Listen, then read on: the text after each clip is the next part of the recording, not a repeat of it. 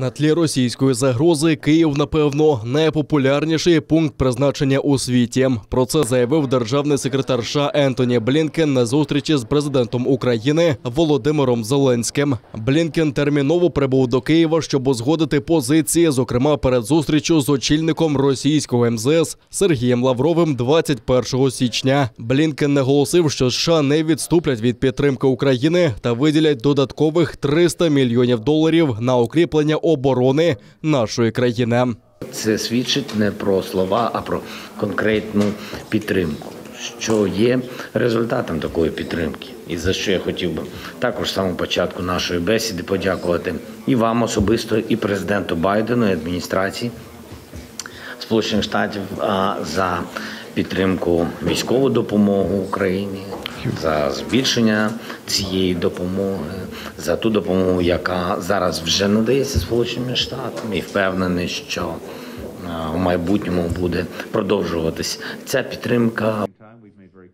Ми сказали Москві чітко, що якщо вони оберуть агресію проти України, то агресія матиме серйозні наслідки, які будуть висловлені не тільки з боку США, а й від Європи та інших країн світу. Такі зустрічі і консультації, як сьогодні, і такі, як будуть завтра в Берліні з нашими європейськими партнерами, забезпечують те, щоб ми говорили одним голосом, виступали з однієї позиції проти Москви.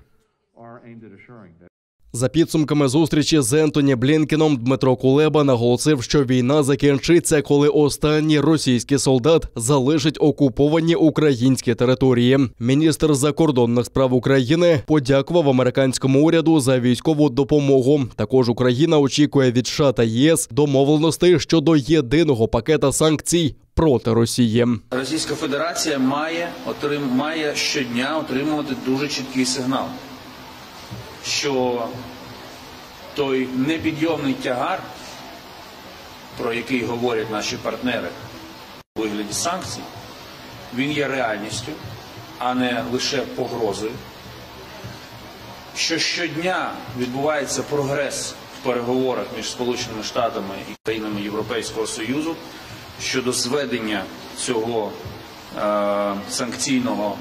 цих санкцій в один цілісний пакет. Ми дуже інтенсивно працюємо як з українським урядом, так і з нашими союзниками і партнерами в Євросоюзі. Важливо, що ми разом розробляємо обширний пакет санкцій. Того, що ми не робили раніше, з 2014 року. Ми працюємо за підтримки Групи 7 та НАТО. Ми кажемо Росії, що вона матиме значні наслідки, якщо вона виступить проти України. Це включить фінансовий компонент, експортно-імпортний компонент і так далі. «Не дайте Москві вас розділити», – сказав держсекретар США, звертаючись до українців. Він закликав відкинути суперечності та спільно боронити Україну на тлі зростаючої російської загрози. Візит до Києва відбувся через занепокоєння щодо неминучості нового вторгнення Росії. Вже у четвер Ентоні Блінкен матиме зустріч з німецькою колегою Анна-Леною Бербок, а у п'ятницю – з очільником російського МЗС Сергієм Лавровим у Женеві.